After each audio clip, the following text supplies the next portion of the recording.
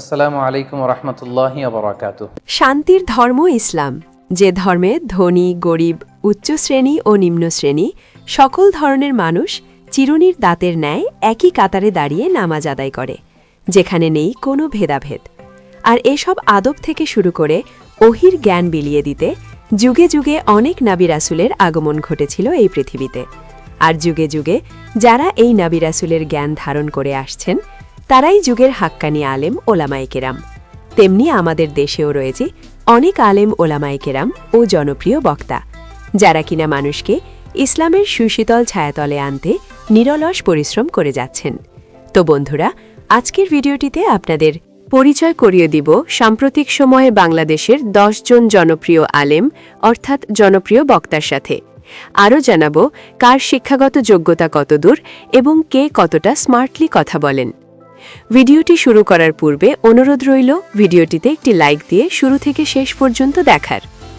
আবু তহা মোহাম্মদ আদনান বাংলাদেশের জনপ্রিয় বক্তা ও ইসলামিক স্কলার হলেন আবু তহা মোহাম্মদ আদনান। ফেসবুক ও ইউটিউবে ইসলাম প্রচার করার মাধ্যমেই জনপ্রিয়তা অর্জন করেছেন আবু তহা আদনান। তিনি বিজ্ঞান ও যুক্তি দিয়ে খুবই ভালোভাবে ব্যাখ্যা করতে পারেন। ক্রিকেটার থেকে হন ইসলামী বক্তা। আবু তাহা স্নাতকে পড়ার সময় ঝুঁকে পড়েন ধর্মকর্মে। সামাজিক যোগাযোগ মাধ্যম ফেসবুক ও ইউটিউব চ্যানেলে ইসলাম বিষয়ক আলোচনায় ক্রমেই আলোচিত হয়ে ওঠেন তিনি।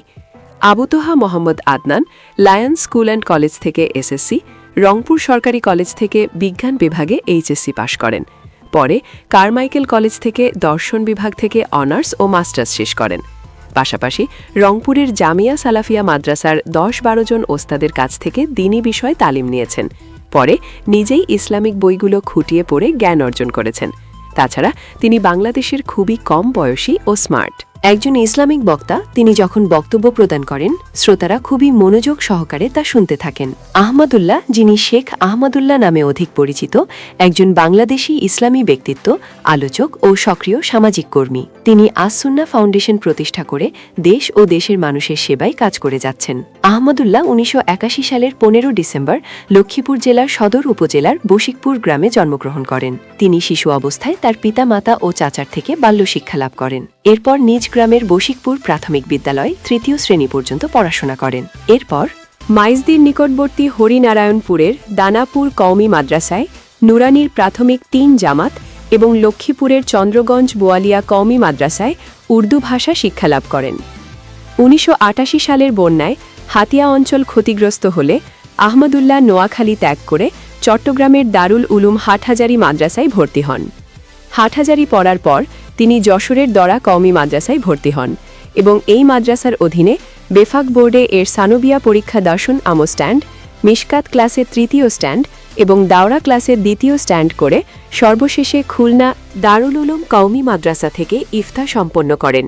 তার শিক্ষাগত যোগ্যতায় তিনি যেমন অনন্য, তেমনি তার মনের দিক থেকেও তিনি এক অনন্য প্রতীক। তিনি খুবই কোমল মনের একজন মানুষ। একটি কথা না বললেই নয়, তিনি সৌদি আরবের উচ্চ বেতনে চাকরি ছেড়ে দেশের মানুষের জন্য কাজ করার আশায় দেশে এসে সাধারণ মানুষের সেবায় কাজ করে যাচ্ছেন। এ থেকে বোঝা যায় তিনি কতটা ভালো মনের একজন মানুষ। আমির হামজা বাংলাদেশের আরও এক সুনামধন্য বক্তা ও আলেমে দ্বীন হলেন মুফতি আমির হামজা। বর্তমান সময়ে যে সকল ইসলামিক ব্যক্তিত্বদের যুব সমাজের আইডল মনে করা হয়, তাদের মাঝে মাওলানা মুফতি আমির হামজা অন্যতম একজন।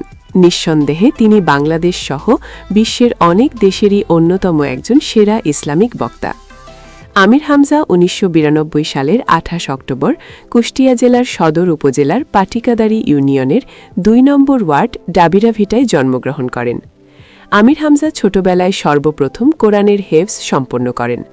এরপর তিনি কুষ্টিয়া জেলার একটি কওমি মাদ্রাসায় পড়াশোনা করে ইফতা সম্পন্ন করেন। এজন্য তাকে মুফতি উপাধি দেয়া হয়। তবে তিনি কওমি মাদ্রাসার পাশাপাশি আলিয়া মাদ্রাসায় পড়াশোনা চালিয়ে যান। আলিয়া মাদ্রাসা থেকে আলিম শ্রেণী সম্পন্ন করার পরে কুষ্টিয়া ইসলামী বিশ্ববিদ্যালয়ের ধর্মতত্ত্ব অনুষদের আল কুরআন ও ইসলামিক স্টাডিজ বিভাগে ভর্তি হন। এখান থেকেই স্নাতক ও স্নাতকোত্তর ডিগ্রি সম্পন্ন করেন। পড়াশোনা শেষে তিনি ওয়াজ মাহফিলের মাধ্যমে দাওয়াতের কাজে মনোনিবেশ করেন। তাছাড়া তিনি স্বৈরশাসক শেখ হাসিনার আমলে সরকারের বিরুদ্ধারণ করে কয়েকবার কারাবরণও করেছিলেন। গিয়াসউদ্দিন তাহেরি বাংলাদেশের অন্যতম জনপ্রিয় বক্তা হলেন গিয়াসউদ্দিন তাহেরি। তবে অনেকে তাকে ভণ্ড বক্তাও বলে থাকেন। তার উদ্ভট কর্মকাণ্ড ও ওয়াজ মাহফিলে বিভিন্ন সময় বিভিন্ন হাসি ঠাট্টা ও রসিকমূলক কথা বলেও অনেকবার সমালোচিত হয়েছেন তাহেরি। ১৯৮৫ সালের ১ মার্চ বাংলাদেশের ব্রাহ্মণবাড়িয়ায় একটি বাঙালি মুসলিম পরিবারে জন্মগ্রহণ করেন। তাহেরি ব্রাহ্মণবাড়িয়া ইসলামিয়া আলিম মাদ্রাসা থেকে দাখিল ও আলিম পাশ করেন। এরপর ঢাকার কাদেরিয়া তৈয়েবিয়া আলিম মাদ্রাসা থেকে ফাজিল ও কামিল পাশ করেন। তিনি দাওয়াতে ইমানি বাংলাদেশ নামক একটি সংগঠনের প্রতিষ্ঠাতা ও চেয়ারম্যান। এনায়েতুল্লাহ আব্বাসী বাংলাদেশের আরেকজন আলোচিত সমালোচক বক্তা হলেন এনায়েতুল্লাহ আব্বাসী। তিনিও বাংলাদেশের মানুষের কাছে খুবই জনপ্রিয় একজন ব্যক্তিত্ব। এছাড়াও তিনি নারায়ণগঞ্জের সিদ্ধিগঞ্জ থানার অন্তর্গত আব্বাসী মঞ্জিল জনপুরি দরবার শরীফের বর্তমান পীর এনায়েতুল্লাহ আব্বাসী। পড়াশোনা শুরু করেন স্কুল কলেজ থেকেই। সায়েন্স ডিপার্টমেন্ট থেকে ইন্টারমিডিয়েট পর্যন্ত পড়াশোনা শেষ করে মাদ্রাসায় পড়াশোনা শুরু করেন। তিনি রাজধানী ঢাকার জামিয়া হুসাইনিয়া ইসলামী আরজাবাদ মাদ্রাসায় এবং পরবর্তীতে মিরপুরের দারুর রাশাদ মাদ্রাসা মেশকাত পর্যন্ত পড়াশোনা করেন। তিনি নাদুয়াতুল ওলামা বিশ্ববিদ্যালয় থেকে মাস্টার্স অ্যান্ড ফিল এবং গ্র্যাজুয়েশন শেষ করেছেন। পরবর্তীতে সিয়াসিত্তা এর ওপর উচ্চ ডিগ্রি নিতে দারুল উলুম করাচিতে গিয়ে এবং জাস্টিস আল্লামা তাকি উসমানের কাছ থেকে হাদিস বিষয়ে সনদ নিয়েছেন রফিকুল ইসলাম মাদানী। রফিকুল ইসলাম মাদানী একজন ইসলামী বক্তা, তবে বর্তমান সময়ে তাকে ইন্টারনেটের শিশু বক্তা হিসেবে সবাই চেনেন। তিনি ১৯৯৪ সালের ১ জানুয়ারি নেত্রকোনা জেলায় জন্মগ্রহণ করেন। সেই হিসেবে তার বয়স ৩০ বছর।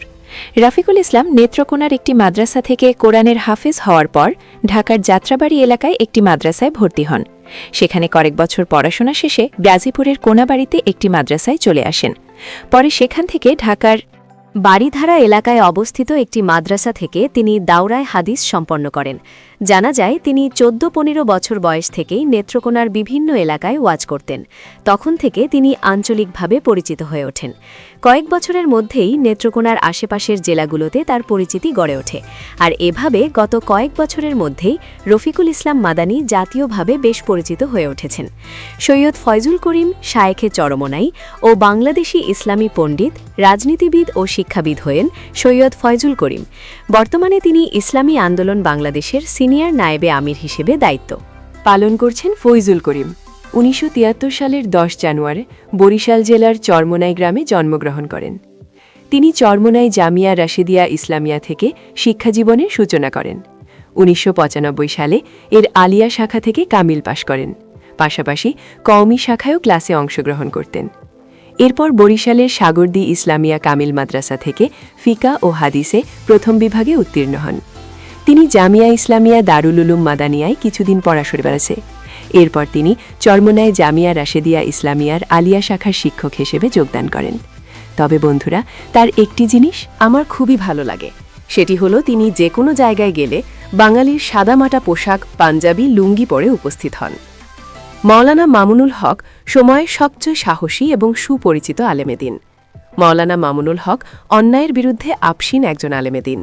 তিনি স্বৈরশাসক শেখ হাসিনার আমলে আওয়ামী লীগের বিভিন্ন অপকর্মের বিরুদ্ধে কথা বলে জেল জুলুমের শিকারও হয়েছেন অনেকবার। এছাড়াও তিনি বাংলাদেশ খেলাফত মজলিসের মহাসচিব ও হেফাজতে ইসলাম বাংলাদেশের যুগ্ম মহাসচিব। মামুনুল হক ১৯৭৩ সালের নভেম্বরে ঢাকার আজিমপুরের একটি মুসলিম পরিবারে জন্মগ্রহণ করেন। ১৯৮৫ সালে ১২ বছর বয়সে তিনি লালবাগ জান্তারা জামে মসজিদ মাদ্রাসায় কোরআনের হেফজ সমাপ্ত করেন। ১৯৮৬ সালে ভর্তি হন জামিয়া রহমানিয়া আরাবিয়া ঢাকায়।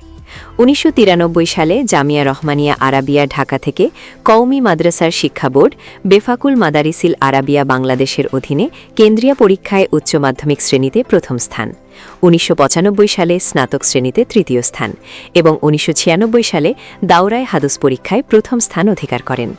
পাশাপাশি এশিয়ান ইউনিভার্সিটি অফ বাংলাদেশ থেকে অর্থনীতিতে অনার্স ও মাস্টার্স সমাপ্ত করেন। ডাক্তার শাফিকুর রহমান বাংলাদেশের একজন ইসলামিক ব্যক্তিত্ব, রাজনীতিবিদ, চিকিৎসক ও বাংলাদেশ জামায়াতে ইসলামীর বর্তমান আমির হলেন শাফিকুর রহমান। ডাক্তার শাফিকুর রহমান ১৯৫৮ সালের ৩১ অক্টোবর মৌলভীবাজার জেলার কুলাউড়া উপজেলার ভাটেরা ইউনিয়নে জন্মগ্রহণ করেন। শাফিকুর রহমান ১৯৭৪ সালে স্থানীয় বরঞ্চাল উচ্চ বিদ্যালয় থেকে এসএসসি পাশের পর ১৯৭৬ সালে সিলেটের এমসি কলেজ থেকে এইচএসসি পাশ করেন। 1983 সালে সিলেট মেডিকেল কলেজ থেকে MBBS ডিগ্রি অর্জন করেন। ইসলামিক শিক্ষায় পড়াশোনা না থাকলেও তিনি বাংলাদেশ ইসলামিক রাজনৈতিক সংগঠন জামায়াতের সাথে জড়িত থাকায় তিনিও ইসলামিক ব্যক্তিত্ব হিসেবে পরিচিতি পেয়েছেন। তাছাড়া বাংলাদেশের এর বেশিরভাগ মানুষের কাছে তিনি খুবই প্রিয় একজন ব্যক্তি। মিজানুর রহমান আজহারি বাংলাদেশের ইসলামিক বক্তার নামটি আসলে যার নামটি প্রথমে আসবে তিনি হলেন মিজানুর রহমান আজহারি। তিনি এমনই একজন মানুষ, তাকে পছন্দ করে না এমন ব্যক্তি বাংলাদেশের মাটিতে নেই বললেই চলে। বাংলাদেশের শিশু থেকে শুরু করে বৃদ্ধ বয়সের সকলের নিকটেই খুবই জনপ্রিয় ও পছন্দের ব্যক্তি তিনি। মিজানুর রহমান আজহারি একজন বাংলাদেশী ইসলামী বক্তা, ধর্মপ্রচারক ও লেখক। তিনি 1990 সালের 26 জানুয়ারি ঢাকা জেলার ডেমরা থানায় জন্মগ্রহণ করেন। তিনি ছোটবেলা থেকে মাদ্রাসায় পড়াশোনা করেন। আজহারি দারুন নাজাত সিদ্দিকিয়া কামিল মাদ্রাসা থেকে যথাক্রমে 2004 সালে দাখিল ও 2006 সালে আলিম পাশ করেন তিনি। উভয় পরীক্ষাতেই বাংলাদেশ মাদ্রাসা শিক্ষা বোর্ডে মেধা তালিকায় শীর্ষস্থান অধিকার করেন। 2007 সালে ইসলামী ফাউন্ডেশন কর্তৃক আয়োজিত মিশরীয় সরকারের স্কলারশিপ পরীক্ষায় প্রথম স্থান অধিকার করেন। পরবর্তীকালে তিনি আল আজহার বিশ্ববিদ্যালয় তাফসির ও কোরআন ভিত্তিক বিভাগে পড়াশোনা করেন। সেখান থেকে গ্র্যাজুয়েশন শেষ করে মালয়েশিয়ার আন্তর্জাতিক ইসলামিক বিশ্ববিদ্যালয় থেকে এমফিল ও পিএইচডি ডিগ্রি অর্জন করেন। তার এমফিলের গবেষণার বিষয় ছিল human embryology and the holy Quran. তারপর একই বিশ্ববিদ্যালয়ে পিএইচডি প্রার্থী হিসেবে মনোনীত হন। তিনি human behavioural characteristics in the holy Quran and an analytical study এর ওপর 2021 সালের ডিসেম্বরের শেষের দিকে সফলভাবে পিএইচডি গবেষণা সম্পন্ন করেন। ইসলাম ধর্মের অনুশাসন মেনে চলেও নিজেকে সমসাময়িকভাবে উপস্থাপন করা ও কোরআন হাদিস বিষয়ক সহজ, সাবলীল ও গবেষণাধর্মী আলোচনার কারণে অল্প সময়ে তিনি বাংলাদেশের মুসলিম, বিশেষত মুসলিম তরুণ সম্প্রদায়ের কাছে জনপ্রিয়তা অর্জন করেছেন। তো প্রিয় দর্শক, এসব আলেমে দ্বীন ও জনপ্রিয় বক্তাদের মাঝে আপনার কাছে কাকে বেশি ভালো লাগে? নামটি কমেন্টে লিখে জানিয়ে দিন। ভিডিও ভালো লাগলে শেয়ার করুন এবং চ্যানেলটিতে নতুন হয়ে থাকলে সাবস্ক্রাইব করে বেল আইকনটি বাজিয়ে রাখুন। ধন্যবাদ।